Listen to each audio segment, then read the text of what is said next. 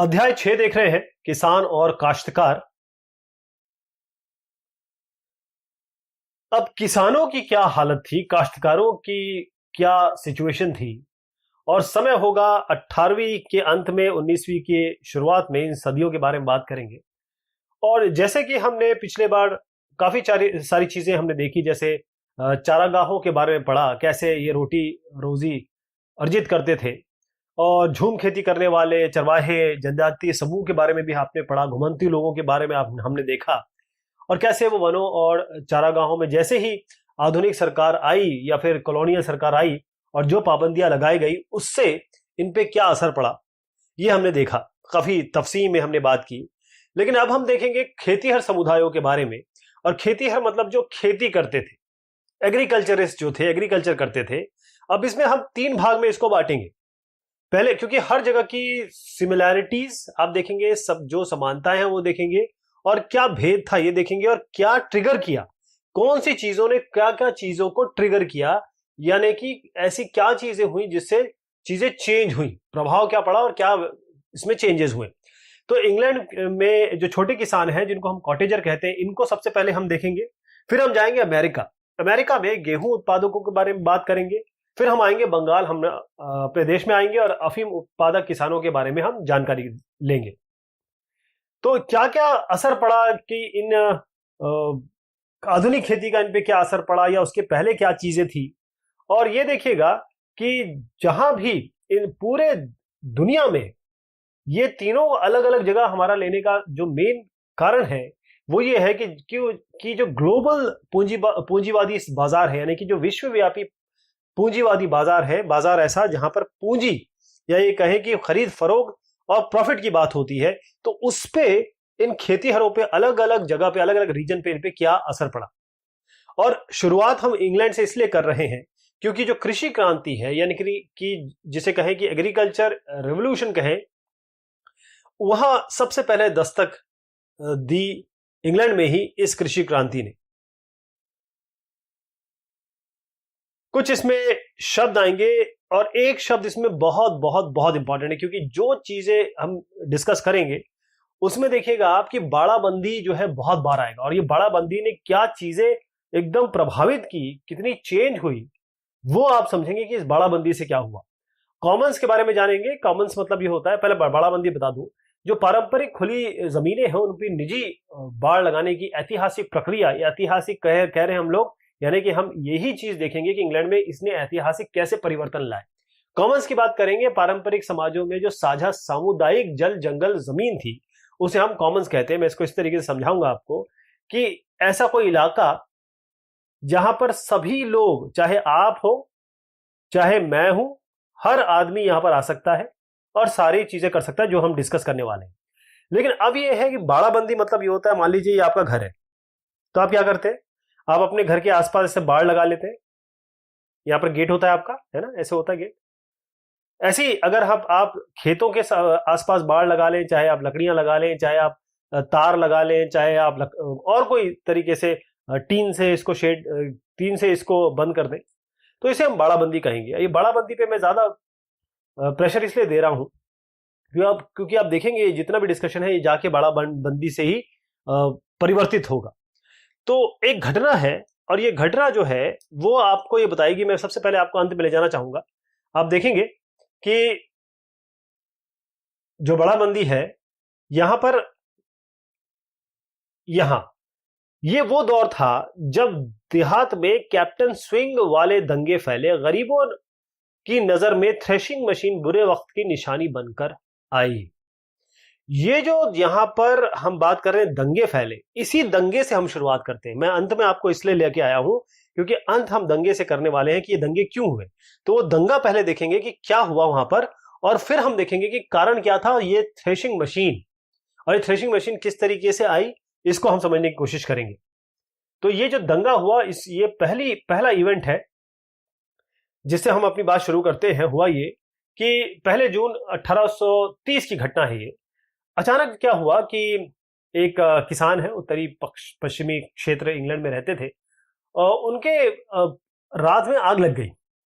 तो जो पुआल है उसके साथ जो खलिहान है वो भी सारा का सारा जल के राख हो गया। ऐसी बहुत सारी घटनाएं हो रही थी। कहीं पर पुआल जल जाती थी, कहीं पर पूरा का पूरा फार्म हाउस जल जाता था। अब 28 अगस्त 1830 के दिन इंग्लैंड के जो ईस्ट कैंट है उसमें मजदूरों ने एक थ्रेशिंग मशीन को तोड़कर नष्ट कर दिया। थ्रेशिंग मशीन एक ऐसी मशीन होती है जिससे क्रॉप जब वो लग जाती है, या एग्रीकल्चर जब आप करते हैं, खेती करते हैं, तो जो आपकी पैदावार हो जाती है, तो उससे जैसे धान हो गया, उससे वो धान की बाकायदा धान तक निकालने तक का काम कर लेती है वो मशीन। इसमें लोगों की जरूरत नहीं पड़ती, वो मशीन इस पूरा धान निकाल के आपको दे देगी, मतलब गेहूं निकाल के दे देगी। तो ये चलता रहा। अब इस दौरान क्या हुआ कि 387 थ्रेशिंग मशीन तोड़ी गई। ये सब कार्यवाही कुछ लोग कर रहे थे। अब धमकी भरे पत्र भी लोगों को मिलने लगे, खास तौर पे जो किसान थे वो ये कहते थे इसमें कि मेहनत कशों की रोजी छिन गई है। और इन खतों में लिखा होता था कैप्टन स्विंग। अब आप देखें, किसी कैप्टन स्विंग का नाम लिखा होता था। जब मैं आपको अंत में ले गया तो आपने देखा होगा कैप्टन स्विंग, एक दंगे, स्विंग दंगे इसको कहा गया।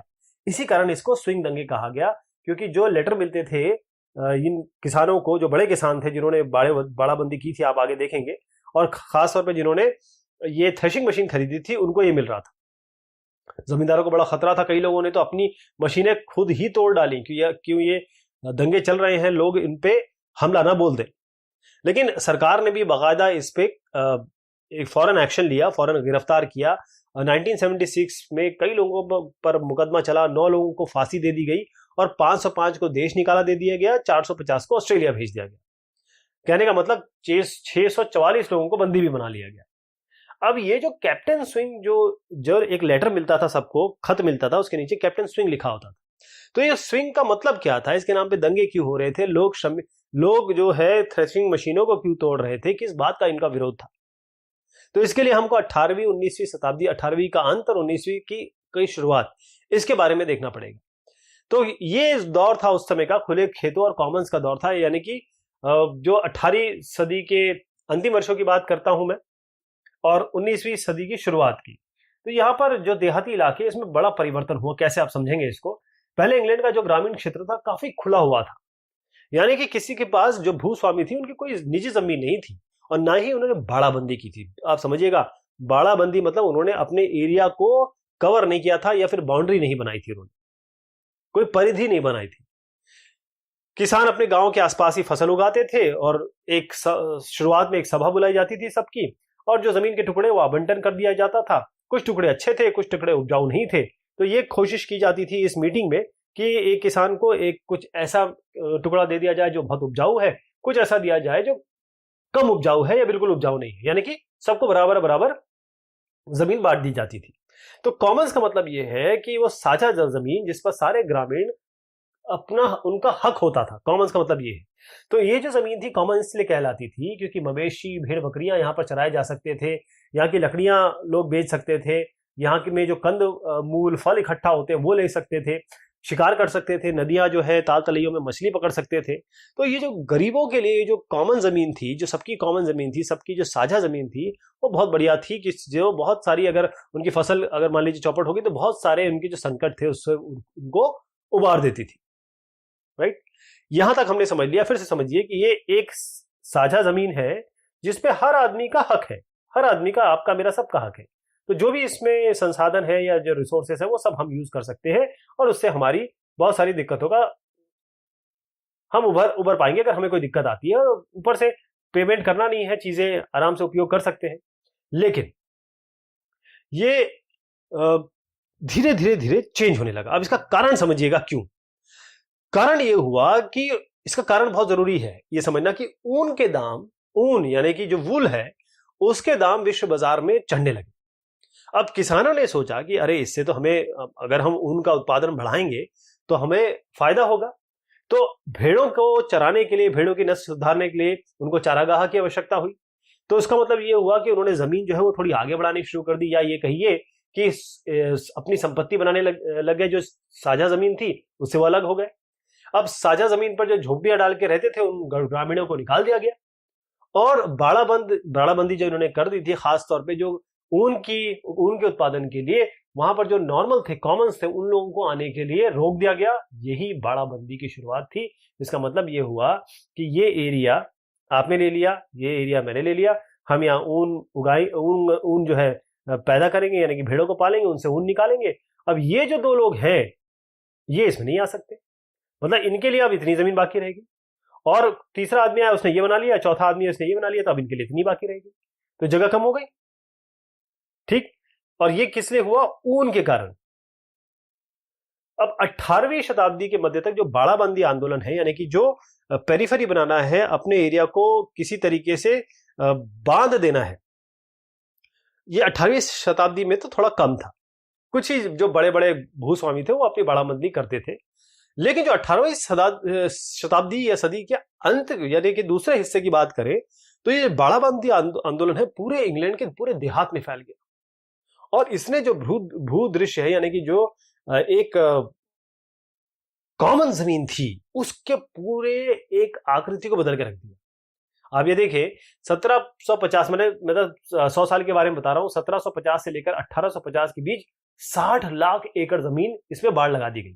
लोगों ने अपनी अपनी एरिया अपने अंडर में ले लिया, और ब्रिटेन की संसद ने भी इसको वैधता प्रदान की और 4000 कानून पारित कर दिए इसके लिए। अब ये जो मैंने आपको बता रहा हूं कि जो कैप्टन स्विंग का जो आंदोलन चल रहा था 1830-32 के दौरान, तो उसमें कई सारी थ्रेशिंग मशीनें तोड़ी गई। और थ्रेशिंग मशीन जैसे मैंने आपको समझाया क्या होती है, तो यहाँ जैसे इस इलाके में 1 2, यहाँ पर तो 85 तोड़ दी गई, यहाँ 45 तोड़ दी गई, यहाँ पर 1 तोड़ी गई, यहाँ पर 3 तोड़ी गई। तो ये बाकायदा इलाके ऐसे थे जहां पर इस आंदोलन का इफेक्ट था। यहां तक की बात हमने देख ली। अब अनाज की बढ़ती मांग, जमीन की बाड़ाबंदी के लिए क्यों लोग परेशान थे, क्यों चाहते थे कि फटाफट बाड़ाबंदी हो जाए। और जब भेड़ पालन आया तो आपने देखा कि लोगों ने बाड़ाबंदी की, लेकिन उसी समय वहीं 18वीं शताब्दी के अंतिम वर्षों में बाड़ाबंदी का भेड़ पालन के अलावा एक और उद्देश्य हो गया, अनाज उत्पादन, कि भाई हम भेड़ तो पालेंगे ही पालेंगे, साथ में अनाज भी उत्पादन हमें करना है। ये नए नए अलग अलग दौर है, समझिएगा। 18वीं शताब्दी के मध्य में इंग्लैंड की आबादी बड़ी तेजी से बढ़ी, यानी 1750 से 1900 के बीच में ये 4 गुना हो गई। कहने का मतलब 1750 में थी 17 लाख, 1850 में हुई ये 2.1 करोड़, और 1900 में ये हो गई 3 करोड़। यानी कि 7 कहां से आप 70 लाख से 3 करोड़ तक पहुंच गए 1750 से 1900 के बीच में। इसका मतलब अनाज की जरूरत पड़ेगी, लोग बढ़ेंगे तो हमें अनाज की जरूरत पड़ेगी। और औद्योगिकरण भी हो रहा था इस समय। बहुत सारे लोग कहां जा रहे थे? गांव से शहर की तरफ जाने लग गए। अब वो जैसे अगर कोई खेती कर रहा हो तो उसको खाद्यान्न वहीं मिल जाएगा, लेकिन जो शहर चला गया उसको तो खाद्यान्न के लिए बाजार पे जाना पड़ेगा ना, वो तो वहां पैदा नहीं कर रहा है। तो जैसे जैसे शहर की आबादी बढ़ी वैसे खाद्यान्नों का बाजार भी फैलता गया, क्योंकि शहर में क्योंकि खेती तो होती नहीं है तो वहां पर खाद्यान्न चाहिए, उसके लिए यहां पर खाद्यान्नों के दाम बढ़ने लग गए। और जैसे लोगों ने देखा, उन्होंने कहा बाड़ाबंदी करते हैं, यहाँ पर उत्पादन भी करते हैं, ऊन तो लोग कर ही रहे थे। अब एक और चीज हुई, यहां पर फ्रांस और इंग्लैंड के बीच में युद्ध हो गया 18वीं सदी के अंत में। अब इससे क्या हुआ कि यूरोप का जो खाद्यान्न है उसके आयात सहित व्यापार बाधित हो गया, यानी कि यूरोपीय खाद्यान्न आना बंद हो गया। इसका मतलब यह है कि इंग्लैंड में जो खाद्यान्न है, जो खाने का जो भी, जैसे गेहूं चावल जो भी होगा, वो उसका जो दाम है बड़ा आसमान छूने लगा। अब इससे लोगों ने फिर यही कहा कि भाई अब अगर फिर से मतलब अगर हम ये खाद्यान्न उगाएंगे तो हमें फायदा तो हो ही रहा है। तो उन्होंने फिर बाड़ाबंदी, इससे और लोगों को, जो लोग नहीं भी कर रहे थे उनको भी बाड़ाबंदी उन्होंने की। इससे उनका पैसा बनने लगा, और कानून तो खैर संसद बना ही रही थी बाड़ाबंदी के लिए। अगर मैं आपको कुछ शब्द पहले बता देता हूं, फिर मैं इस ग्राफ को दिखाऊंगा आपको। बुशेल का मतलब होता है क्षमता की माप, और शिलिंग का मतलब है, इंग्लैंड की एक मुद्रा का नाम है शिलिंग। अब वैसे अब इंग्लैंड की जो मुद्रा है पौंड है, और 20 शिलिंग 1 पौंड के हिसाब से होता है। यानी कि अगर आप कहें कि 100 पैसे 1 रुपए होता है जैसे हमारे यहाँ, वैसे ही 20 शिलिंग यहाँ पर 1 पौंड के हिसाब से होता है। तो 1 रुपया 1 पौंड का इक्वेशन है, इस तरीके से समझिएगा। अब आप देखें कि यहां पर कैसे चेंज हुआ। मैं आपको ये शिलिंग प्रति बुशेल बता रहा हूं, जो क्षमता की माप है शिलिंग प्रति बुशेल, और ये वर्ष है। तो अब देखें 1790 के दौरान किस तरीके से ये, पहले मैं आपको बताता हूं कि कहां से कहां तक हम चल रहे हैं, ये 1771 है, 1771, और 1850 तक हम जा रहे हैं। अब इस यहां देखिए कि किस तरीके से स्टीप राइज है, यानी कि ग्राफ में किस तरीके से आप आगे बढ़ रहे हैं, और यहां पर बढ़ना शुरू हुआ, यानी कि हम लोग बढ़ रहे हैं 1790 से, देखिए यहां से बढ़ना शुरू हुआ इधर से, और ये यहां तक पीक तक पहुंचा, फिर उसी तरीके से कम हुआ। कहने का मतलब ये है कि जो रेट है, जो खाद्यान्न की कीमत है, किस तरीके से आसमान छुई, उसी के कारण बाड़ाबंदी और हो गई। आप बाड़ाबंदी के अलग अलग कारण समझ रहे हैं। ये एक चित्र किसी साहब ने बनाया है, उनका नाम है जॉन कांस्टेबल साहब। उन्होंने ये दिखाने की कोशिश की है कि कितना खुला एरिया था और कैसे कैसे लोगों ने बाड़ाबंदी की। अब जब बाड़ाबंदी है या फिर जो बाउंड्री बनानी है, या अपने खेतों को भूस्वामी दूसरों से अलग कर रहे हैं, इसका युग जो था। अब पहले मैं आपको जब चित्र से बताऊं कि ये संसदीय कानून जो बनाए गए थे, उसके हिसाब से सार्वजनिक भूमि की बाड़ाबंदी, यानी कि जो जमीन कॉमन्स की थी, सबकी जो जमीन थी, उसकी बाड़ाबंदी किस तरीके से हुई। यहां पर देखिए 5 से कम बाड़ाबंदी वाले ये क्षेत्र है, सफेद सफेद, और ये जो आखिर में देखिए 50 और उससे अधिक, यानी कि जो डार्क क्षेत्र है, ये डार्क ब्राउन जो क्षेत्र है, वो आपके 50 से या उससे अधिक बाड़ाबंदी यहां पर की गई।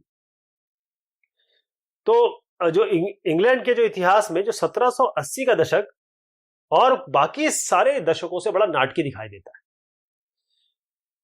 होता ये था, देखिए हमेशा ये होता है कि आबादी बढ़ती है तो खाने की चीजें लोगों को चाहिए, तो खाने का संकट गहरा जाता है कि भाई लोग बढ़ रहे हैं तो खाना कहां से आएगा, तो खाने की दिक्कत होती है।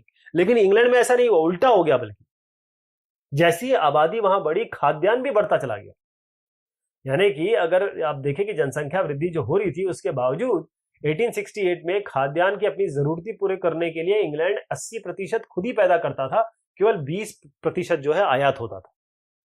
अब ऐसा नहीं हुआ कि खेती की तकनीक के कारण यह बदलाव हो रहा है, उन्होंने वही तरीके की अपनी खेती की जो वो करते चले आ रहे हैं, क्योंकि बहुत सारे जो ओपन खेत थे, मुक्त खेत जिसे कहते हैं, सार्वजनिक जो जंगल थे, दलदली क्षेत्र जो थे, चारागाह थे, उसको भूस्वामियों ने अपने अंडर में ले लिया था, यानी कि उसकी बाड़ाबंदी कर दी। तो 1660 के दशक में इंग्लैंड की बहुत सारे जो हिस्से हैं, उसमें हुआ क्या, किसानों ने शलजम और तिपतिया घास, यानी कि जो क्लोवर जिसे कहते हैं, इसकी खेती की। अब ये जब ये कर रहे थे, उन्होंने देखा कि जमीन जो है जबरदस्त उपजाऊ हो रही, तो इसकी खेती बढ़ गई, क्योंकि जानवर भी बड़े बेहतरीन अंदाज से इसको खाते थे।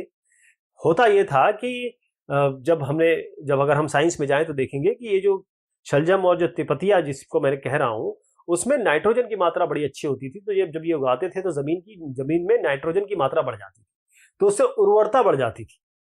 अगर हम देखें कि यूरिया जो हम डालते हैं, वो होता क्या है, वो तो यही होता है।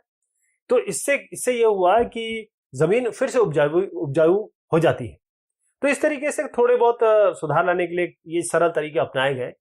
अब जो बाड़ाबंदी है, वो जो है एक बहुत बड़े, मतलब अगर हमने बाड़ाबंदी कर दी तो उसको बड़े निवेश के रूप में लोग देखने लगे, और साथ में जो मिट्टी की उर्वरता बढ़ाने के लिए वो जो मैंने आपको बताया, फसलें बदल बदल के वो बोने लगे। तो इस तरीके से बाड़ाबंदी से जो अमीर भूस्वामी है, जो पैसे वाले हैं, उनको अपनी जोत बढ़ाने और बाजार के लिए पहले से ज्यादा उत्पादन करने के लिए बड़ी सहूलियत मिल गई, इन कारणों से, बाड़ाबंदी से, और जो ये शलजम वगैरह, तिपतिया वगैरह उगाते थे, और बाकी जो और कारण थे वो जो हमने देखे। लेकिन ये तो उनकी बात हो गई जो भूस्वामी है।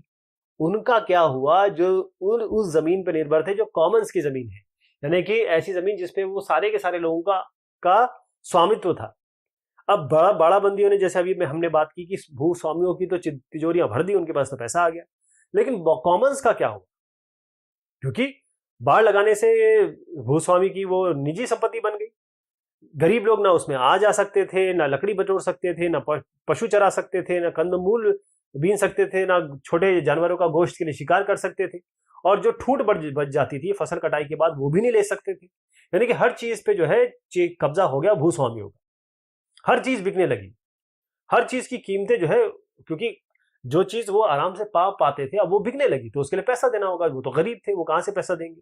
तो जहां कहीं बड़े पैमाने पर बाड़ाबंदी हुई, जैसे हमने देख रहे हैं कि जो मैंने आपको पिक्चर में दिखाया, मध्यवर्ती क्षेत्र और आसपास के जो क्षेत्र थे, जिन्हें काउंटियां कहते हैं, वहां जमीनों से गरीबों को बेदखल कर दिया गया। क्योंकि पारंपरिक अधिकार तो धीरे धीरे उनके खत्म हो ही गए, और अधिकार उनके जब खत्म हो गए तो वो दर दर की ठोकरें खाने लगे। कहीं जाके वो खेती और मजदूरी करने लगे, कहीं कुछ और रोजगार करने लगे। तो पुराने जमाने में जो मजदूर हैं वो होता क्या था, भूस्वामियों के साथ रहते थे। जैसे मान लीजिए आप भूस्वामी हैं, आप जमींदार हैं और मैं आपका नौकर हूं या आपका लेबरर हूं, तो मैं आपके साथ रहूंगा, आपके साथ खाना पीना खाऊंगा, आपकी सेवा करता रहूंगा। लेकिन 1800 आते आते ये रिवाज बदल गया। बाकायदा मजदूरों को दिहाड़ी देने की शुरुआत तो कर दी गई, और फिर ये भी हुआ कि उनको उसी समय बुलाया जाए जिस समय कटाई होगी। तो जमींदार अपना मुनाफा तो बढ़ा रहे थे, लेकिन मजदूरों की जो दिहाड़ी है वो भी कम कर रहे थे। तो ये जो मजदूर थे, ना तो उनके पास रोजगार सुरक्षित था, काम भी अनिश्चित था, तो इससे बहुत सारे गरीब जो है वो बेरोजगार हो गए। ये बाड़ाबंदी और जो सारी चीजें हुई उससे गरीबों पर यह असर पड़ा। अब हम आते हैं उसी जगह पे जहां पर ये दंगे हुए। दंगे क्यों हुए? आपने कारण देख लिए सारे के सारे कि ये चीजें इस तरीके से चेंज हुई कि अल्टीमेटली थ्रेशिंग मशीन का आगमन हुआ। ये था आखिरी, जिसे कहते हैं ना, आखिरी कील ठोक दी गई। जब नेपोलियन इंग्लैंड के विरुद्ध युद्ध कर रहा था तो खाद्यान्न जो थे, जो खाने के सामान थे, उसके भाव ऊंचे थे। काश्तकारों ने जबरदस्त इसमें उत्पादन बढ़ाया अपना। अब मजदूरों की कमी जो हो रही थी उसके डर से उन्होंने क्या किया, काश्तकारों ने बिल्कुल नई नई आई थी थ्रेशिंग मशीनों को लिया, खरीदना शुरू किया। अब काश्तकार ये कहते थे कि ये जो मजदूर है ना, ये आलसी है, शराब पीते हैं, मेहनत नहीं करना चाहते, तो इससे अगर थ्रेशिंग मशीन वो खरीद लेंगे तो मजदूरों से पे जो वो निर्भर है वो नहीं रहेंगे, अपना काम वो आराम से कर सकेंगे। लेकिन जब युद्ध समाप्त हुआ तो बहुत सारे सैनिक अपने गांव और खेत खलिहान की तरफ वापस आ गए। अब उनको रोजगार चाहिए था। लेकिन और उसी समय हुआ क्या, यूरोप से अनाज का आयात भी बढ़ने लगा। यानी कि यूरोप से युद्ध जब खत्म हो गया तो फिर आयात वही नॉर्मल हो गया, उसके दाम कम हो गए, कृषि में मंदी छा गई। अब बेचैन होकर जब भूस्वामियों ने क्या किया, खेती की जमीन में खेती की जमीन को कम कर दिया, और ये मांग करने लगी कि भाई अनाज का जो आयात हो रहा है इसको रोका जाए। अब उन्होंने मजदूरों की जो दिहाड़ी है और संख्या भी वो भी कम कर दी। अब गरीब और बेरोजगार करते क्या, गांव गांव भटक रहे थे, काम था नहीं उनके पास। उनको ही लग रहा था कि अब तो आजीविका हमें बिल्कुल भी नहीं मिलेगी। अब यही दौर था जब देहात में कैप्टन स्विंग वाले दंगे फैले। लोगों ने थ्रेशिंग मशीन तोड़ी, लोगों ने लेटर लिखे, लोगों को मतलब जो भूस्वामी उनको पीटा, और ये लेटर में कोई भी नाम लिख दिया, कैप्टन स्विंग। और गरीबों की नजर में ये जो थ्रेशिंग मशीन है यही उनके लिए सबसे बुरा एक समाचार लेके आई। तो ये जो हमने इंग्लैंड के इलाके में देखा कि पहले मुक्त खेत थे, और मुक्त खेत में यानी कि जो ओपन खेत थे वहां पर बहुत आराम से लोग अपना पैदावार करते थे। अमीर किसानों ने अपने पैदावार की वृद्धि के लिए और अनाज को बाजार में बेचकर बहुत अच्छा मुनाफा कमाया। गरीब गांव के गरीब बड़ी संख्या में शहरों पे चले गए, और ये देखा गया कि कई लोग जब शहर पे गए तो थोड़े बहुत जो बचे, मजदूरों की आय का ठिकाना था नहीं, रोजगार असुरक्षित थे और आजीविका के स्रोत अस्थिर हो गए। और उसके बाद ये सब कार्रवाई हुई। काश्तकार,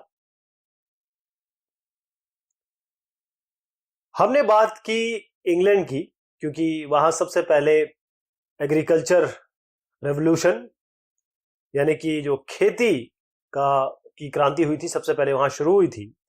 अब हम बात करेंगे रोटी की टोकरी और रेतीला बंजर। ये क्या चीजें हैं थोड़ी देर में आपको समझ में आएंगी। लेकिन क्या यहां पर चेंजेस हुए उस समय जिस समय की हम बात कर रहे हैं? कैसे किसानों का और काश्तकारों की जिंदगी बदली और उनमें क्या प्रभाव आए? तो हम अमेरिका जा रहे हैं, अमेरिका के बारे में बात कर रहे हैं, और कैसे आधुनिक खेती, अगर हमने देखा इंग्लैंड में ज्यादा आधुनिक खेती नहीं थी उस समय, लेकिन अमेरिका में जो कहलाया ब्रेड बास्केट यानी कि रोटी की टोकरी, अब इन बदलावों का, जब ये रोटी की टोकरी बना कैसे और इस बीच में क्या क्या परिवर्तन हुए, हम ये देखेंगे। 18वीं सदी के अंत में इंग्लैंड में जो साझा जमीन की हमने बात की थी, कॉमन्स के बारे में, जब उसकी बाउंड्री बनाई जा रही थी, उसकी बाड़ाबंदी की जा रही थी। अमेरिका में कोई खेती का उस समय विकास नहीं हुआ था, उसी समय की बात मैं कर रहा हूं। इससे अंदाजा लगाइए कि 80 करोड़ एकड़ जमीन जंगल थी और 60 करोड़ एकड़ भूमि इस पर सिर्फ घास उगती थी। मैं हरियाली अगर आपको दिखाऊं तो आपको समझ में आएगा कि उस समय, जिस समय बाड़ाबंदी वहां चल रही थी इंग्लैंड में, तो यहां पर देखिए जो डार्क ग्रीन है, जो गहरा हरा है, ये इलाका, ये सब यहां पर जंगली हरियाली थी। थोड़ा सा लाइट पे आएंगे तो ये लंबी घासें यहां पर थी, यहां पर छोटी घासें थी, और ये इलाका जो है ये आपका रेगिस्तानी पेड़ पौधे थे यहां पर, यानी खेती की बहुत ज्यादा बात नहीं थी यहां पर। और कुछ जो हम डिस्कशन करेंगे इसमें दो चीजें लेके आएंगे। एक तो यहां पर जो नेटिव्स थे, यानी कि जैसे हमारे आदिवासी होते हैं, बंजारे होते हैं, हमारे यहाँ जो नेटिव्स होते हैं, जो लोग यहीं पे थे हमेशा आदिकाल से, वो लोगों को इंडियन कहा जाता है। इंडियन, यहां पर भी इंडियन कहा जाता है इनको, मतलब जैसे हम अपने आप को इंडियन कहते हैं, यहाँ वो हमारा हिंदुस्तानी पना है। यहां पर इंडियन जो है इनके नेटिव्स को कहते हैं, जो यहाँ के लोकल थे, जो यहाँ के आदि काल से रहने वाले लोग थे। अब उनकी अलग अलग प्रजातियां थी। अब अगर आप अमेरिका जाएंगे तो आपको गोरे लोग ज्यादा दिखेंगे। तो ये जो गोरे आए, या फिर गोरे जैसे प्रवासी उनको कहते हैं, श्वेत श्वेत गोरे प्रवासी। तो जो इलाका था, ये जो श्वेत जो आप्रवासी थी, उन्होंने कैसे पश्चिमी प्रसार से पहले अमेरिका में जंगल और घास के मैदानी की स्थिति अगर हम यहां से देखना चाहें, चिन्हित की गई है। और आप साथ में ये भी देख पा रहे हैं कि जो मूल कबीले थे उस समय 19वीं सदी के प्रारंभिक काल में, कुछ जो वहां के नेटिव्स थे, वहां के मूल कबीले थे, वो यहां दिखाए गए हैं। जैसे ये बेनॉक, ब्लैकफुट, क्रो, शोशोन, मैंडन, चेनी, पावनी, कोमांची, चिकासा, चोक्टाऊ, क्रीक, सेमिनोल, ये अपना एप्लीशन पर्वत है, ये शावनी, ये आइरोक्यूओस, ये उनके इलाके दिखाए जा रहे हैं जहां पर कबीले रहते थे या कबीलों का वास था। अब ये देखें कि इस समय अगर अमेरिका का भूदृश्य देखें या जमीन का अगर आप एक चित्रण करें, तो यहां जो श्वेत अमेरिके थे, यानी कि जो गोरे थे, व्हाइट अमेरिकन जो थे, उनका कंट्रोल या नियंत्रण नहीं था। 1780 में या 1780 का जो दशक था, उसमें जो श्वेत अमेरिके है पूर्वी तट, यानी कि इस इलाके में मोस्टली पूर्वी तट पे एक बहुत छोटी सी संकीर्ण पट्टी है, जिसको मैं पिक्चर में भी दिखाऊंगा आपको। यहीं पर ये लोग रहते थे। कौन लोग? श्वेत लोग। अगर आप यहां पर निकलते उस समय, तो आप देखते कि यहां पर ये जो कबीले वाले हैं, यहाँ के जो नेटिव्स हैं, वो रहते थे।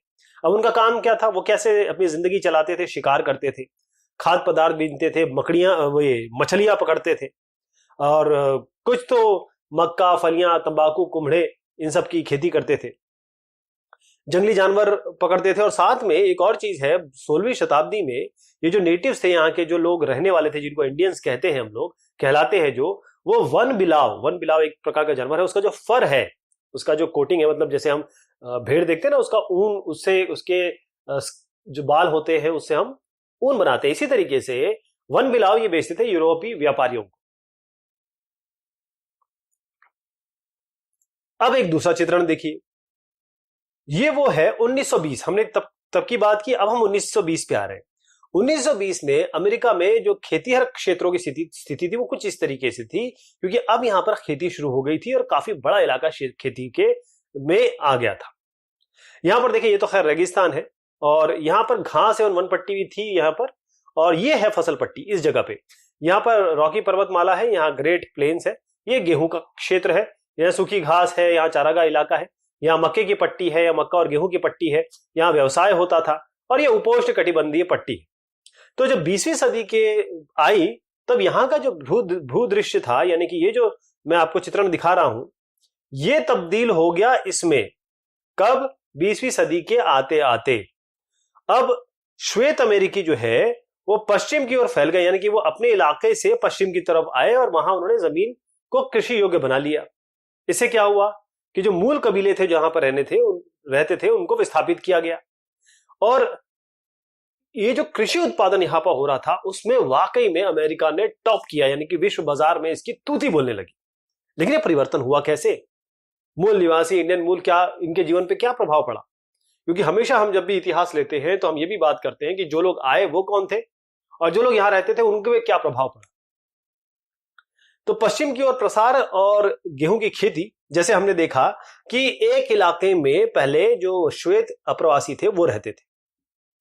तो जो अमेरिका में जो कृषि का विस्तार हुआ, जो मैंने आपको अभी पिक्चर में दिखाया या चित्र में दिखाया, उसका संबंध जो है वो व्हाइट्स यानी कि जो श्वेत हैं उनके पश्चिमी क्षेत्र में जाकर बसने से हुआ। यानी कि 1775 और 1783 पर जो अमेरिकी स्वतंत्रता संग्राम यानी कि जो फ्रीडम स्ट्रगल चला और यूएसए यानी कि संयुक्त राज्य अमेरिका का गठन हुआ, उसके बाद जो गोरे लोग थे, गोरे अमेरिकी थे, वो पश्चिम, क्योंकि वो पूर्वी की तरफ थे, पूर्वी के एक बहुत छोटी सी पट्टी में रहते थे, इसका एक चित्रण हम भी देखेंगे, ये पश्चिमी इलाकों की तरफ बढ़ने लगे।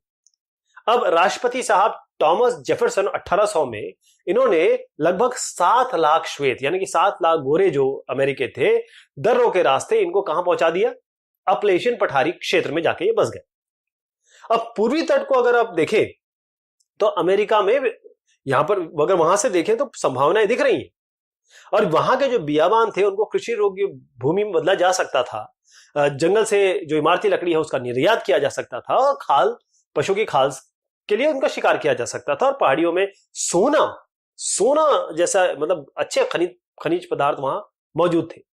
लेकिन इसका मतलब यह था कि पहले यहां से किनको बाहर करना है? बनी बात है, जो लोग रह रहे हैं उनको बाहर करना है, और वो कौन है? वहां इंडियंस है, यानी कि जो अश्वेत निवासी उनको निकालना है। तो संयुक्त राज्य अमेरिका यूएसए की सरकार ने 1800 के बाद के जो दशकों में है उसमें बाकायदा एक नीति बनाई, औपचारिक, मतलब एक प्लान तरीका से, जो अमेरिकी इंडियनों को पहले तो ये मिसिसिपी नदी के पास और बाद में पश्चिम की तरफ निकालना शुरू किया, हटाना शुरू किया। कई लड़ाइयां लड़ी गई, क्योंकि जब आप किसी के घर से उसको निकालेंगे, जो वहां रहता है, वहां पर लड़ाई होगी। तो जो मूल निवासी थे, जो इंडियंस थे, मूल निवासी वहां जो रहते थे, उनका जन संहार किया गया, उनके गांव जला दिए गए। अब इंडियनों ने प्रतिरोध तो करना था, अगर कोई उनको घर से निकालेगा तो कई लड़ाइयां जीती, लेकिन आखिर में उनको संध्या करनी पड़ती, समझौता करना पड़ा, और फिर वो घर बार छोड़कर पश्चिम की ओर जाने लगे।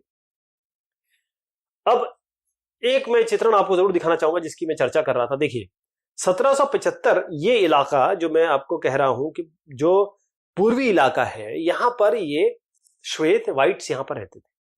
उसके बाद 1920 में क्या चित्रण हो गया, देखिए ये सब जगह फैल गए। कहने का मतलब यहां से ये 1830 तक यहां पर आए, उसके बाद 1850 में यहां फैले और यहां पर भी आ गए, और 1920 में ये पूरी जगह पे आ गए। ये इस तरीके से फैलाव हुआ, और सरकार ने भी इनका साथ दिया। अब जो मूल निवासी थे वो जब चले गए तो नए प्रवासी आ गए। अब नए प्रवासी आए तो ये पहले दशक में ये प्रवासी अपलेशियन पठार जो मैंने आपको चित्र में दिखाया वहां बस चुके थे, और 1820 से 1850 के बीच उन्होंने मिसिसिपी की जो घाटी है वहां पर वो लोग रहने लगे। उन्होंने क्या किया, जंगलों को काटा, ठूंठ उखाड़े, खेत और घर बना लिए। और एक चित्रण में आपको दिखाऊं, ये सीमांत क्षेत्रों में सौड़ मकान है। सौड़ मकान जो होता है, अभी मैं आपको बताऊंगा, ये घास और मिट्टी के मिश्रण से बनाया जाता है। उस समय का एक चित्र है, किस तरीके से मकान बनाए इन्होंने। और फिर उसके बाद उन्होंने क्या किया कि जंगलों की सफाई करके अपनी बाड़ें लगा दी, यानी बाड़ाबंदी कर दी, और वहां पर वो मक्का और गेहूं उगाने लगे। कौन लोग? ये व्हाइट्स या श्वेत अप्रवासी। अब तो खैर वहीं के हो गए। अब पहले तो जो जमीन थी बड़ी उर्वर थी, शुरुआती वर्षों में बड़ी अच्छी फसलें दी इसने, लेकिन जब जमीन की पैदावार, जब आप बहुत सारी चीज बहुत बार उगाते हैं तो उसकी पैदावार घट जाती है। तो अब क्या है, इनको नई जमीन चाहिए थी। तो मिसिसिपी नदी के पार, इसके पार एक विशाल का जो मैदान है, आप ये देखेंगे कि जो प्रवासी आबादी है उसका प्रसार 1860 के बाद हुआ, और उसके बाद जो समूचा क्षेत्र है अमेरिका, ये वाला जो इलाका है जो अब मैंने आपको गेहूं का दिखाया था, ये जो पूरा इलाका है, ये यहां पर गेहूं का एक क्षेत्र बन गया ये इलाका।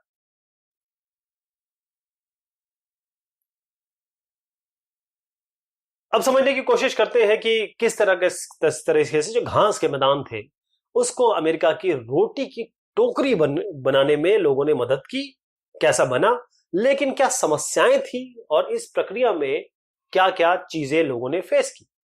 एक छुट्टी की दोपहर में एक सुस्ताता किसान परिवार, आप यहां पर देख रहे हैं, डकोटा का विशाल मैदान है, उसके 20वीं सदी में पहले दशक में यह लिया गया चित्र है। डकोटा एक यूनाइटेड स्टेट्स, बेसिकली स्टेट से बना हुआ, अलग अलग स्टेट्स है, उसको यूनाइटेड कहते हैं। अब गेहूं उत्पादक किसान क्या कर रहे थे उस समय, क्योंकि आपने कहा कि भाई ये रोटी की टोकरी बन गई, यानी कि गेहूं बहुत अच्छा उत्पादन हो रहा था। तो 19वीं सदी के जो आखिरी के साल थे उसमें गेहूं की का बहुत जबरदस्त उत्पादन हुआ अमेरिका में। अब शहरी आबादी यहां पर बढ़ रही थी, निर्यात जबरदस्त फैल रहा था। अब मांग जैसे बढ़ रही थी तो गेहूं के दामों में भी उछाल आ रहा था। इससे बड़े किसान बड़े उत्साहित हुए, उन्होंने वो लग गए गेहूं को उगाने में। अब रेलवे का प्रसार हुआ, उसके बाद तो बहुत बढ़िया हो गया। जो खाद्यान्न थे उसको उसको गेहूं उत्पादक क्षेत्रों से जो निर्यात करने के लिए वो पूर्वी तट पे ले जा सकते थे, जाना आसान हो गया क्योंकि रेलवे आ गई। और उसके बाद जो 20वीं सदी है उसके जो शुरुआती दौर है उसमें गेहूं की मांग में और भी वृद्धि हो गई। लेकिन और जो प्रथम विश्व युद्ध है उसमें तो पूरा उसके दौरान गेहूं के विश्व बाजार में बहुत ज्यादा उछाल आया, क्योंकि जो रूस वाले जो लोग थे, गेहूं की आपूर्ति को रोक लगने के बाद गेहूं के लिए यूरोप, क्योंकि रूस से यूरोप में आ रहा था, वहां रुक गया। तो यूरोप किस पे आश्रित हो गया? अमेरिका पे। अमेरिका के राष्ट्रपति विल्सन साहब की एक बहुत अच्छा आह्वान मैं आपको सुनाता हूं, इससे आप समझ जाएंगे कि किस तरीके से विल्सन साहब के लिए ये पॉलिटिशियन थे। उन्होंने कहा, खूब गेहूं उपजाओ, गेहूं ही हमें जंग जिताएगा। आप हमें खूब गेहूं आप पैदा करो, हम जीत जाएंगे। तो 1910 में जो अमेरिका की 4.5 करोड़ एकड़ जमीन जहां पर गेहूं की खेती होती थी, अगर 9 साल बाद आप देखें तो गेहूं उत्पादन का क्षेत्रफल जो है वो 65% यानी कि बढ़ गया, 7.4 करोड़ एरिया हो गया। अब ज्यादातर कहां बढ़ा? ये विशाल मैदान ग्रेट प्लेन्स में हुई, जो आपको मैं इलाका दिखा रहा था वहां पे। तो गेहूं उत्पादन बहुत, जैसे जो बड़े किसान थे उनके पास था, और कई बड़े किसानों के पास तो 2-3 हजार एकड़, आप समझ सकते हैं 2-3 हजार एकड़ कितनी जमीन होती, उनके पास ये था। लेकिन यहां पर एक चीज हुई कि यहां पर नए तकनीक से इन्होंने इस चीज को बनाया, यानी कि गेहूं की वृद्धि या गेहूं की टोकरी ऐसे नहीं बनी, इन्होंने नई तकनीक का इस्तेमाल किया। 19वीं जो शताब्दी है उसमें जैसे जैसे इलाका उन्होंने कब्जे में लिया, वहां पर नई नई तकनीक भी आ गई। तो पहले तो साधारण हल वहां पर बेकार साबित होने लगे मध्य पश्चिम में। क्यों? क्योंकि वह घास थी, और घास बड़ी बड़ी मोटी थी, जड़ें बड़ी गहरी थी। तो इस तरीके से हल विकसित किए जाने थे, ऐसा कुछ करना था जिससे ये मोटी घासों को निकाला जा सके। तो हल बनाए गए करीबन 12 फुट लंबे। ये देखिए, एक मैं आपको इसका चित्र दिखाऊं, ये सचल हल है।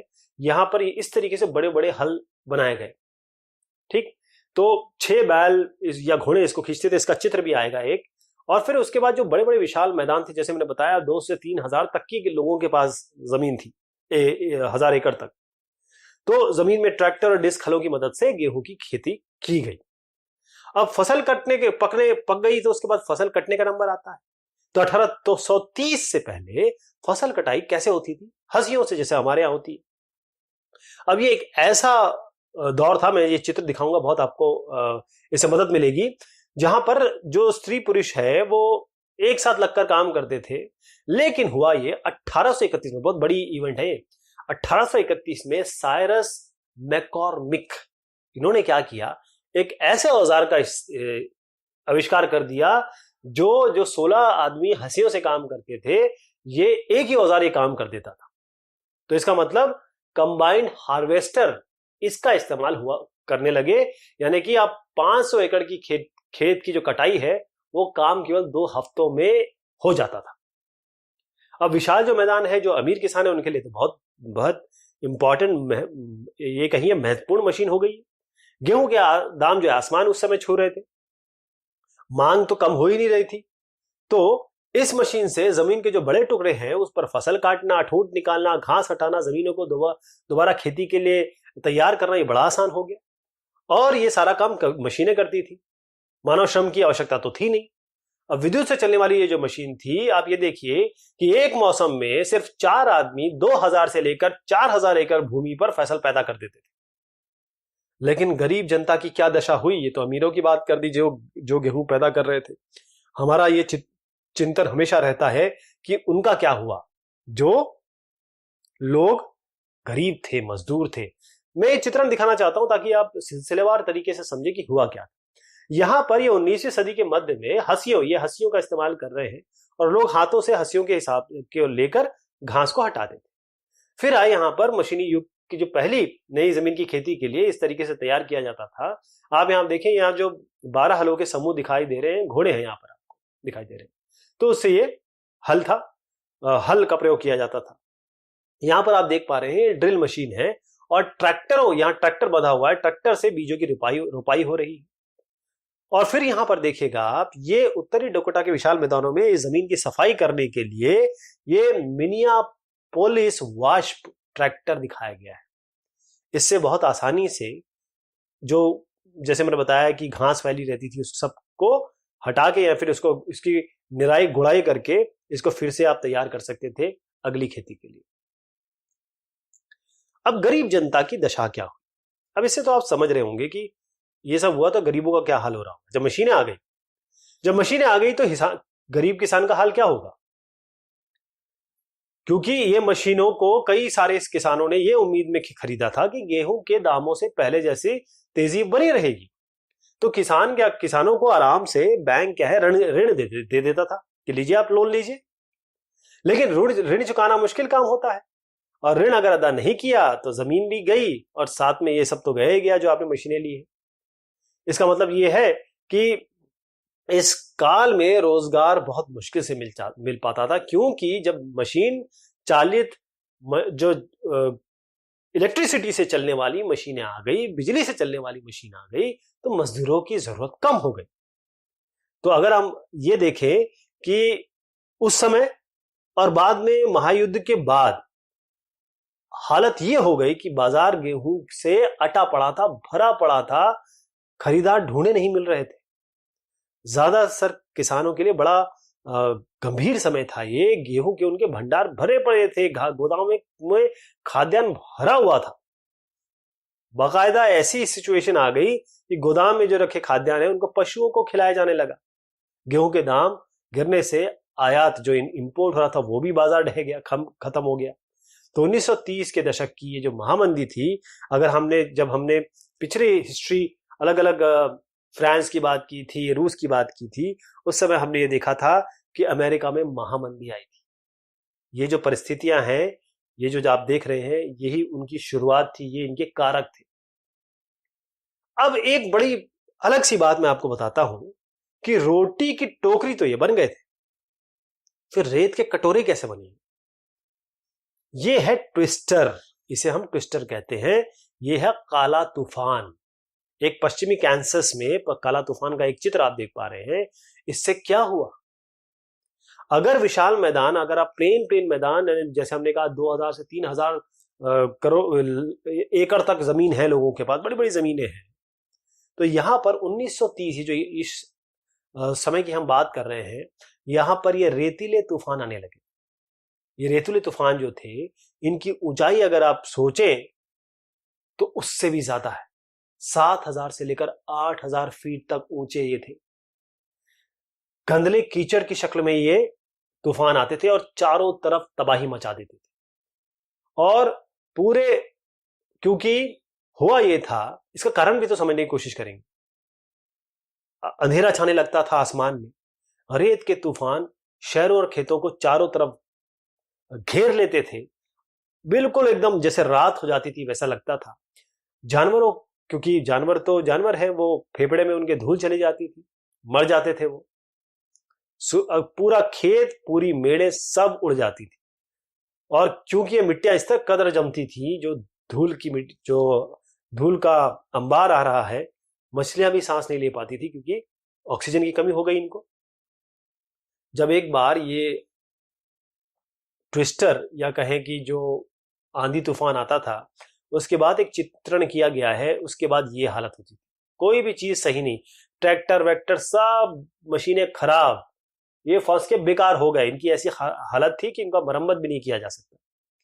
तो इसका कारण, जैसे मैंने कहा कि इसका कारण ये था कि 1930 के दशक के आरंभिक जो पहले साल थे, उसमें सूखा हुआ था। अब कई समय बरसात नहीं हुई तो तापमान बढ़ गया। लेकिन इनका जो भयावह रूप था इन तूफानों का, वो ये था कि बहुत लंबे लंबे बड़े बड़े लोगों के पास जमीन थी, वहां पर वो खेती कर रहे थे। अब ये देखिए कि जो मिट्टी है और ये जो रेत है, वो उड़ती कब है? जब वहां पर पेड़ पौधे ना हो, क्योंकि पेड़ पौधे क्या करते हैं, अपनी जड़ों से मिट्टी को बांध के रखते हैं। लेकिन ऐसा तो हुआ नहीं। सारी इलाकों में, मोस्टली इलाकों में खेती शुरू हो गई, तो पेड़ पौधे बहुत हद तक जब हटा दिए जाते थे तो मिट्टी एकदम सतह पे थी, तो जैसे ही कोई आंधी आती थी ये सारी मिट्टी जो है ये उड़ती थी, सारी रेत उड़ती थी और काला बादल छा जाता था। ये बहुत बड़ी चीज हुई वहां पर, जिससे जो रोटी, जो बास्केट, रोटी की बास्केट मतलब जिसमें रोटी की कटोरी थी, वो रेत के कटोरे बढ़ गए। हमने जो पहले चर्चा की उसमें दो जगह के बारे में बात की, क्या किसानों की, क्या काश्तकारों की हालत थी। सबसे पहले हम इंग्लैंड गए, उसके बाद हमने अमेरिका यूएसए के बारे में बात की। अब हम बात करते हैं अपने देश की, भारत की, और वहां पर अफीम की खेती, उसके हिसाब से जानने की कोशिश करेंगे कि क्या हाल चल रहा था। प्लासी के युद्ध यानी कि 1757 के बाद भारत में धीरे धीरे जो है अंग्रेजी राज स्थापित होने लगा था। ग्रामीण क्षेत्रों में खास तौर पे खेती में बड़े परिवर्तन आए। अंग्रेज सत्ता अगर कायम हो रही थी तो उनको राजस्व लेना था, राजस्व वो ले रहे थे, लगान कह लें इसको, कर कह लें, तो यही सरकारी आय का एक उनका सोर्स था, स्रोत था। इसके लिए उन्होंने एक नियमित व्यवस्था करनी चाहिए कि भाई जो जमीन है उसका राजस्व, भू राजस्व जिसे कहते हैं या लगान कहते हैं, वो उन्हें मिले। तो इसके तहत क्या किया गया, पहले तो जगह बढ़ाई गई, खेती का क्षेत्र बढ़ाया गया, और जैसे जैसे खेती का क्षेत्र बढ़ा जंगल और चारागाह कम होने लगे। अब जो लोग इस पे आश्रित थे, जंगल और चारागाहों पे, उनके लिए दिक्कतें हुई, उन्हें समस्याओं का सामना करना पड़ा। अब अंग्रेजों ने जो कानून बनाए थे उसके हिसाब से वो जंगलों का बहुत बेबाकी से मनचाहा उपयोग कर सकते थे, और बाकी जो वहां के लोग थे वहां पर पाबंदियां लग गई थी, जंगल और प्राकृतिक संसाधनों का वो उपयोग नहीं कर सकते थे। तो औपनिवेशिक काल के दौरान भारत के जो ग्रामीण क्षेत्र है उनमें विश्व बाजार की मांग के अनुसार कई फसलें उगाई गई या उन्होंने उगाना शुरू किया। पहले जैसे हम देख चुके हैं नील की खेती हुई, उसके बाद शताब्दी का जब अंत होने लगा, 19वीं शताब्दी शुरुआत में नील, उसके अंत तक जो वाणिज्यिक फसल है जिसे हम गन्ना, कपास, जूट, गेहूं, ये सब फसलें उगाई गई। अब ये फसलें जो है यूरोप की रिक्वायरमेंट, जरूरतें पूरी करती थी। जैसे यूरोप की शहरी आबादी और इंग्लैंड में जो लंकाशायर है और मैनचेस्टर है, वहां के कपड़ा मिलों की जरूरतें पूरी की जाती थी। आपके हिंदुस्तान में जो चीजें बनाई जा रही थी या चीजें उगाई जा रही थी। अब ये कैसे रहा यहाँ का, हिंदुस्तान में जो खेती हो रही है या फिर किसके हिसाब से, जैसे यूरोप और इंग्लैंड के हिसाब से क्या खेती हो रही है, उसको हम देखेंगे। एक एग्जाम्पल लेते हैं, एक उदाहरण लेते हैं, अफीम की खेती। उसकी शुरुआत कैसे हुई, पहले किसी और जगह चलते हैं। इसका जो भारत में जो अफीम का उत्पादन है वो अपने आप नहीं हुआ, उसका एक उत्पत्ति का एक कारण था। उसका इतिहास आता है चीन और इंग्लैंड के जो व्यापार थे। 18वीं शताब्दी के जो आखिरी वर्ष थे उसमें ईस्ट इंडिया कंपनी चाय, चीन की चाय और चीन के रेशम को लेकर इंग्लैंड में बेचती थी। अब ये जो इंग्लैंड के लोग थे उनको चाय का, ये समझ लीजिए, चाय बड़ी पसंद आई, वहां लोकप्रिय हो गई। इसका अंदाजा इस तरीके से लगाया जा सकता है कि 1785 के आसपास 1.5 करोड़ पाउंड चाय आयात की जा रही थी इंग्लैंड में, लेकिन 1830 आते आते ये 1.5 करोड़ जो है वो 3 करोड़ पाउंड आयात बढ़ गया, और ईस्ट इंडिया कंपनी काफी, ये चाय से काफी ज्यादा मुनाफा वो कमाती थी। अब समस्या क्या रही इसमें समस्या ये थी कि जब वो वहां से चाय ले रहे हैं तो वहां से देंगे क्या, क्योंकि आदान प्रदान है व्यवसाय। तो जब आयात निर्यात होता है कि अगर वो चाय लेंगे तो कुछ ना कुछ देना पड़ेगा। अब चीन में एक मंचू शासक थे, ये जो विदेशी व्यापारी है वो पहले तो इनके लिए मार्केट ओपन करना ही नहीं चाहता था। वो चीन के दरवाजे विदेशी वस्तुओं के लिए बिल्कुल खोलना ही नहीं चाहते थे।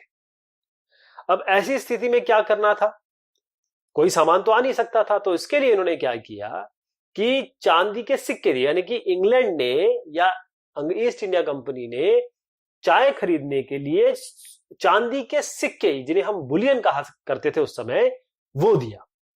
अब इसमें इंग्लैंड वाले लोग बड़े अच्छी निगाह से इसको देखते नहीं थे। वो कहते थे कि अगर चांदी के सिक्के आप देने लगे चाइना में जा जाके तो हमारा खजाना तो खाली हो जाएगा। अब उनका ये कहना था कि भाई गरीबी फैल जाएगी, खजाना खाली होगा, राष्ट्रीय संपत्ति आप किसी और देश को दे रहे हैं। तो अब चांदी का विकल्प खोजना था, क्योंकि ये चांदी वाला काम तो नहीं चल पाएगा। अब ये जो विकल्प था यही अफीम था। यही अफीम था। अफीम एक ऐसा उत्पाद था, क्योंकि आप ये समझिए कि चीन में जो है अफीम की शुरुआत या अफीम का जो चलन है वो पुर्तगालियों ने, पोर्चुगीज ने शुरू किया था। लेकिन उस समय चीन में इसको बस एक औषधि के रूप में देखा जाता था, दवाइयों में इस्तेमाल किया जाता था। और चीन के शासक ये अफीम के लत को लेकर कि भाई अफीम की तो लत लग जाती है, इसको लेकर चिंतित थे, क्योंकि एक नशा है, बहुत जबरदस्त नशा है। अब जो राज की पाबंदी हुई उसके बावजूद भी अफीम का अवैध व्यापार किया जाने लगा। 18वीं शताब्दी के मध्य में पश्चिम के व्यापारियों ने यह अवैध व्यापार चीन में जारी रखा। वो करते क्या थे, पश्चिम के व्यापारी जो थे वो चीन के दक्षिण पूर्वी बंदरगाह में आते थे, अफीम लेके इस जगह आते थे, और जो वहां के लोकल एजेंट थे, स्थानीय एजेंट जो थे चाइना के, चीन के, उनको वो दे देते थे, जो आगे के हिस्सों में बांट देते थे। इसका मैं अगर उदाहरण देने की कोशिश करूं तो 1820 के करीब लगभग 10,000 क्रेट जो है अवैध रूप से चीन में लाए जा रहे थे, और 15 साल के बाद ये हो गए 35,000 क्रेट। ये त्रिकोणीय एक व्यापार है। इस त्रिकोण में, ऐसा अगर मैं त्रिकोण बनाऊं, अभी इसको आप समझेंगे कि ये क्या हो रहा है। ये है आपका इंग्लैंड, ये आपका चीन, और ये है भारत। तो भारत कैसे आ गया इसमें? अभी तो हम बात कर रहे हैं कि भाई चाइना से चाय जाती थी, इंग्लैंड सोने के ये चांदी के सिक्के देता था, इसके लिए मनाही हो गई। तो फिर क्या किया जाए? इसका सॉल्यूशन क्या है? इसका सॉल्यूशन ये था कि भारत से अफीम लिया जाए, अफीम पहुंचा दी जाए चीन, और चीन से चाय लेके और रेशमदार जो कपड़े अभी मैंने बताया वो लेके यहां आ जाए। ये त्रिकोणीय व्यवस्था, त्रिकोणीय व्यापार था। तो ये एक बंदरगाह दिखाया गया है। डेनियल, हमने पहले भी बात की थी, डेनियल बंधु थे, उन्होंने ये बनाया है चित्र, और चीन से भारत आए एक जहाज का चित्र है ये, अफीम के लेने और देने के लिए। गैर कानूनी था, वैसे अवैध व्यापार था उस समय। तो ये हुआ कि जब चाय जबान पे चढ़ गई इंग्लैंड के लोगों पर, और वहीं चीन में लोगों को किसकी लत पड़ गई? अफीम की। तो दुकानदार, सरकारी कर्मचारी, सेना का खास तौर पे देखिए, सेना के लोग भी, उच्च वर्ग के लोग, भिखारी, सब हर एक वर्ग में ये जो अफीम है उसकी लत फैल गई। 1839 में एक कैंटन के विशेष आयुक्त साहब थे, लिन जे शू, उन्होंने बताया कि 40 लाख लोग अफीम ले रहे हैं, और 1,20,00,000 लोग, कैंटन एक जगह है वहां पर, इतने लोग इसके अफीम के आदी हो चुके हैं। तो चीन अफीमची, जिसे कहते हैं ना, तुम अफीमची हो गए हो, जो अफीम ज्यादा लेता है, अफीमचियों का देश बन गया था। और इंग्लैंड में तो खैर लोग बहुत बेहतरीन तरीके से चाय पी रहे थे। तो अफीम के जो अवैध व्यापार है, इसको हासिल करने के लिए जो राशि है उसका इस्तेमाल चाय खरीदने के लिए किया जा रहा था। तो सवाल ये आता है, जो भी मैंने ट्रायंगल में या फिर आपको जो त्रिकोण है उसमें बताया भी, कि अफीम अंग्रेजों के पास आता कहां से था? अफीम देते थे, चाय लेते थे, तो अफीम आता कहां से था? यहां से भारत की बात आती है, यहां से हिंदुस्तान की बात आती है, हिंदुस्तानी किसानों की बात आती है। जब बंगाल विजय हुआ उसके बाद अंग्रेजों ने क्या, मतलब अंग्रेजों ने बंगाल को कब्जे में किया। उसके बाद उन्होंने अपने कब्जे की जो जमीन थी उस पर अफीम की खेती शुरू कर दी, और जैसे जैसे चीन में अफीम का बाजार बढ़ रहा था, वैसे वैसे ये अफीम बंगाल के बंदरगाहों से निर्यात कर रहे थे। एक एग्जांपल अगर दूं नंबर के तौर पे, तो 1767 से पहले मात्र 500 पेटी, 2 मन के बराबर, एक मन होता है, मन बेसिकली भार है, भार का माप है, एक मन 40 सेर के बराबर होता है और एक सेर 1 किलोग्राम से कुछ कम होता है। तो 2 मन के बराबर अफीम निर्यात की जाती थी और केवल 4 सालों के बीच ये 3 गुना हो गई। और 100 वर्ष के बाद, यानी कि 1700 बोले तो 1770 करीब है ये, 1870, 100 साल बाद यह 50,000 पेटी अफीम इतना निर्यात होने लगा भारत से। कहां अंग्रेज कहां ले जाने लगे? चाइना। अब जब इतनी ज्यादा मांग हो गई तो किसके पास जाया जाएगा? किसानों के पास। लेकिन किसान अफीम क्यों उगाएंगे? ये देखिए, किसान, पहली चीज है कि किसान क्यों बोएंगे इसको, ये भी तो एक कारण है। लेकिन इसको ना बोने के बहुत सारे कारण हैं।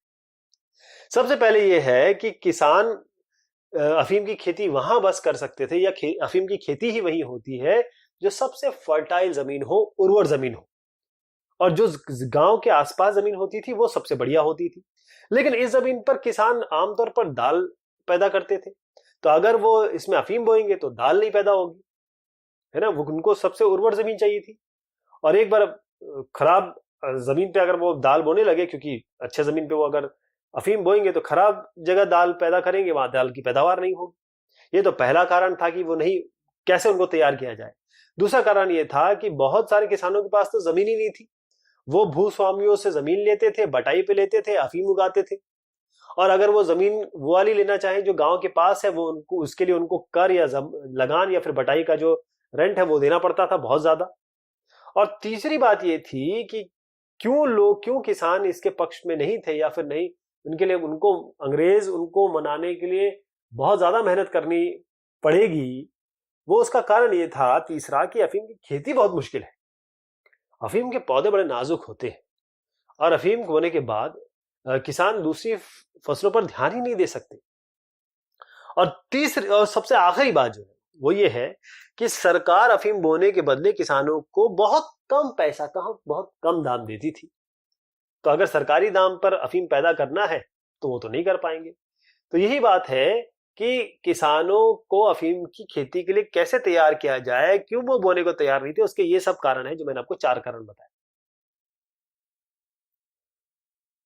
अब मनाया कैसे गया, इसका भी तरीका अपनाया गया, क्योंकि अब इतने सारे अगर नेगेटिव्स हैं, इतने सारे ड्रॉबैक्स हैं, विषमताएं कह लीजिए, तो कैसे इनको राजी किया गया? इनको राजी इस तरीके से किया गया कि इनको अग्रिम राशि दी गई, यानी कि एडवांस में पैसा दिया गया। देखिए, गरीबी तो थी, ग्रामीण किसान थे, ना उनके पास पैसे थे, ना वो भोजन वस्त्र का प्रबंध कर सकते थे, डेली वो कुआं खोदते थे, डेली पानी पीते थे, यानी कि हर दिन कमाते थे, हर दिन खाते थे। अब अगर उनको पहले ही पैसा दे दिया जाए, उनकी तात्कालिक जरूरत, जो उनकी अभी की जरूरत है, वो तो पूरी हो जाएगी, आगे भी वो कर्ज अदा कर सकते हैं, मतलब उनको ऋण भी मिल जाता था। लेकिन ऋण व्यवस्था में एक और पेंच है कि जैसे ही वो किसी से ऋण लेते थे, गांव के प्रधान से या फिर किसी जमींदार से ऋण लेते थे, वो अपने आप उसके बंधुआ हो जाते थे।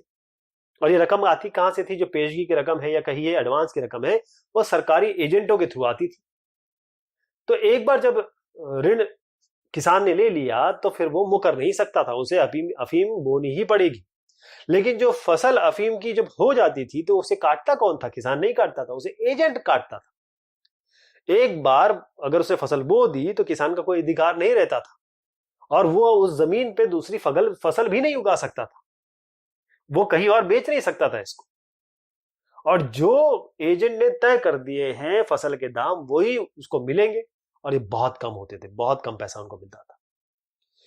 अब जो अफीम की खेती से जो कम आय हो रही है, यह अफीम के दाम बढ़ाने से दूर की जा सकती थी। कैसे?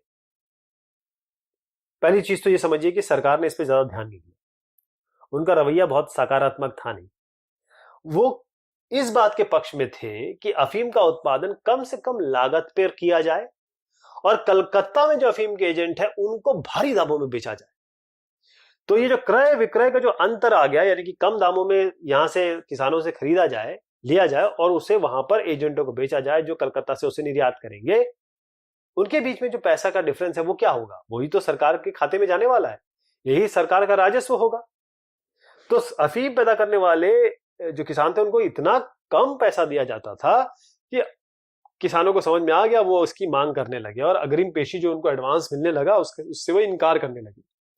बनारस के आसपास जो ऐसा हम जो इतिहास में है वो ये है कि जो अफीम पैदा करने वाले किसान थे उन्होंने खेती बंद कर दी, गन्ने और आलू की खेती शुरू कर दी और अपने जो बहुत सारे किसानों ने तो अपनी फसलों को जो पैकार है, पैकार कहते हैं घुमंतु व्यापारी को जो इधर उधर घूमते हैं व्यापार करते हैं, उनको दे दिया। वो ज्यादा बेहतर दाम देते थे। अब 1773 तक बंगाल सरकार ने अफीम के व्यापार पर अपना पूरा का पूरा कंट्रोल, आधिपत्य जमा लिया था। कोई भी व्यक्ति सरकार के अलावा ये काम नहीं कर सकता। लेकिन 1820 में अंग्रेज सरकार ने यह देखा कि अफीम की जो प्रोडक्शन है, उत्पादन है, वो तो कम होने लगा। लेकिन उनका इलाके में तो कम होने लगा और जो ब्रिटिश इलाके नहीं थे वहां पर अफीम की खेती बहुत बढ़ने लगी, काफी फल फूल रही थी। तो मध्य भारत और राजस्थान, अगर इस जगह देखा जाए जो गैर ब्रिटिश, जहां ब्रिटिश नहीं थे, वहां पर अफीम बाकायदा उगाई जा रही थी, क्योंकि स्थानीय व्यापारी इसका बहुत बेहतरीन मूल्य देते थे। किनको? किसानों को। और बाकायदा सशस्त्र बल के साथ चलते थे ये व्यापारी। 1820 की बात है ये। लेकिन अंग्रेजों की दृष्टि में तो यह अवैध था। अंग्रेज ये कहते थे, वो इसको कहते थे कि ये तो तुम तस्करी कर रहे हो। वो चाहते थे कि इस पे रोक लगाई जाए, क्योंकि सरकार चाहती थी कि अफीम उनके कंट्रोल में रहे। तो अब उन्होंने क्या किया कि व्यापारियों से जब्त करो अफीम और इनकी फसलों को नष्ट करो। तो जब तक अफीम का उत्पादन जारी रहा, ब्रिटिश सरकार और ये किसान और स्थानीय व्यापारियों के बीच में टकराव हमेशा चलता रहा। अब आप ये देखें कि क्या हालत रही किसानों की और कैसे उन्होंने अफीम की खेती पहले शुरू की, दबाव में शुरू की, उनको अग्रिम पैसा मिलने लगा, एडवांस मिलने लगा, उन्होंने की। उसके बाद इतनी सारी दिक्कतें हुई, उन्होंने उसको छोड़ दिया।